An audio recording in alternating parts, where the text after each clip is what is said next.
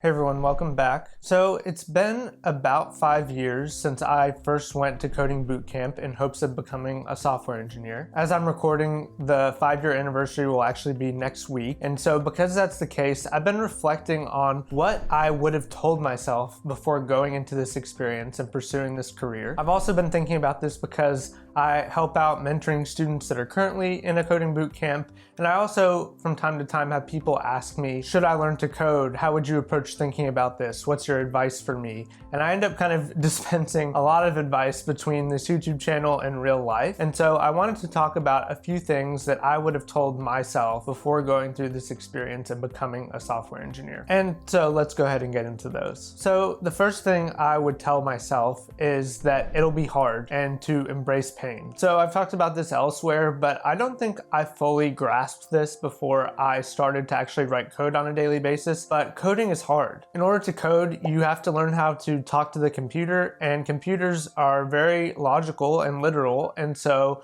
we basically have to change the way that we think in order to do programming well. On top of that, the computer isn't shy about telling you when you're wrong. Even one misplaced semicolon can break your program. So it's painful, it's difficult. But to the extent that anybody can embrace that and embrace the process rather than the destination, that is going to take you really, really far in the long run, because it's one of the main things that causes people to quit. But if you can end up sustaining it, it's one of the qualities that will take you the furthest in your career. Just being able to kind of put your head down and deal with errors and Google and figure stuff out, it's a great skill. So that's number one, embrace pain. The next thing I would say is that everything is a pattern. So this came from a former boss of mine. I was expressing to him that I was nervous about learning a particular technology, and he said, hey, basically everything's just patterns, and you learn the pattern and then you apply it to whatever the situation is that you're in. And I think that's true. There's very little that is completely novel. A lot of times there are patterns that you have from prior experience that you can compare a new technology to and use that as a mental model for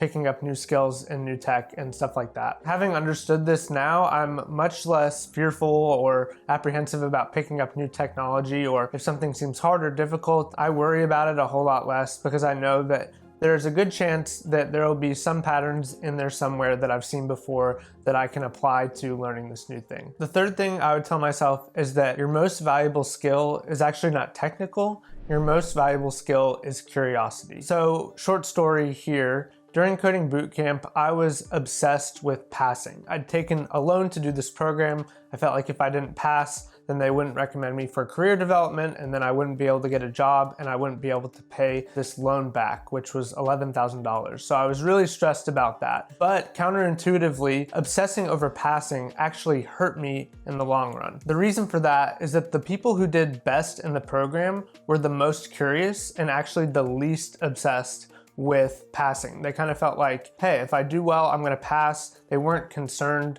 about it in the same way that I was. It's not that they weren't concerned about it, but they were more concerned with their own learning. And so practically that looked like they would explore. They would be like, hey, why is this thing not working? Whereas if something broke for me, I would be like, I have to fix this in order to get it to work, in order to pass this assignment. And I was shooting myself in the foot because curiosity ends up taking you a really long way and helps you learn more. Because when you're interested in how things work, you end up learning them in a deeper way. You end up learning the tools that you're working with in a more profound way, and you end up grasping the tools that you're working with on another level. It took me a while to figure this out. It took me until my second job. I had a coworker who was just extremely curious. If something had a bug and we fixed it, he wouldn't be satisfied until he knew why the thing that we tried worked. And it just happened to be the case that this guy was incredible at picking up new technologies and new skills. So that curiosity is extremely powerful. So to the extent that you can cultivate that in yourself, I think that will go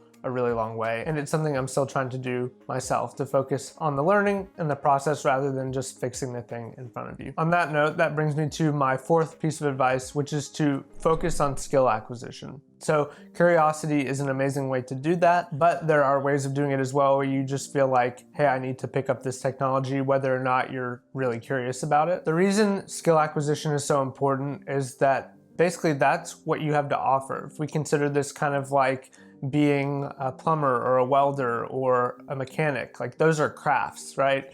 And so this is also a craft. I consider it to be a craft. And so skill acquisition is important because it's part of becoming a craftsperson. Coincidentally, that also ends up having a lot to do with how marketable you are and the kinds of jobs you're able to get when you do go in the market. People that have more skills to offer in the marketplace end up getting more and better offers than those that don't. So just practically speaking, in terms of salary, job, all that kind of thing, the better your skills and the more your skills, the easier time you're gonna have. A quick story here. So I've mentioned before, my first job used a lot of legacy technology, which, not necessarily bad, but I realized that by staying there, I was going to not be able to learn and grow in the technologies that I wanted to.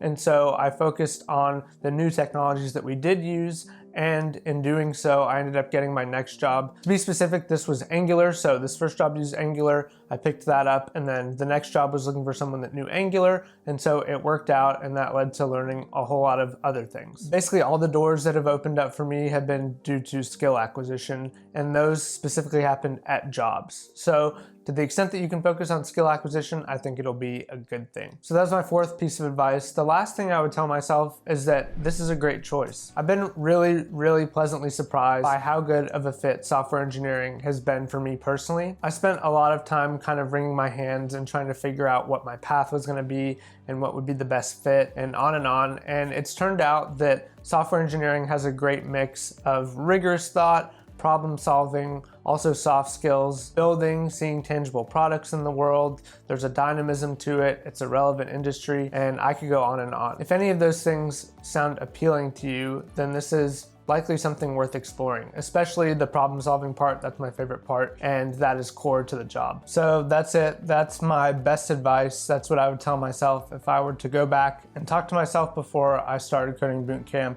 and started down this path as a software engineer.